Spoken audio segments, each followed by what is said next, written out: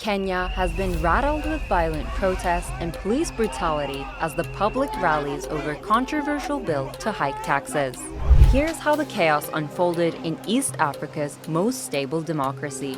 On June 13, Finance Minister Juguna Undungu unveiled a fiscal plan to tackle the country's towering debt. When the news became public on June 18, a youth-led movement that started online took to the streets to protest against the bill's proposed tax hikes, calling on lawmakers to reject the bill. The demonstrations rapidly turned violent when Kenyan police used stun grenades and tear gas on protesters and arrested dozens in the capital.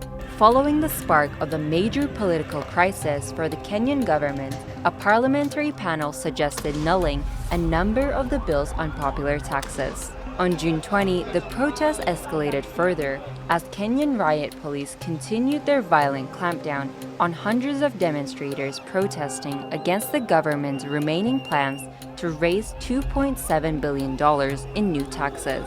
This bill, we can't let it pass. We want to reject it completely, and that's why we are here. It's our duty to protest against the bill. This bill was a disaster. This bill is assuming that the Kenyans' tax rate should move to a higher rate regime, which is not comfortable for this country at all. The protests escalated into nationwide clashes, with protesters demanding President William Ruto's resignation.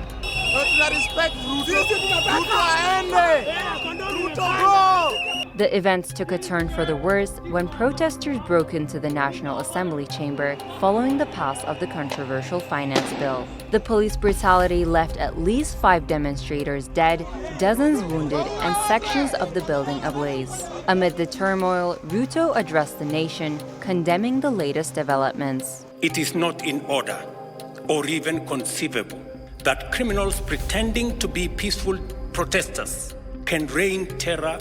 Today's events mark a critical turning point on how we respond to grave threats to our national security.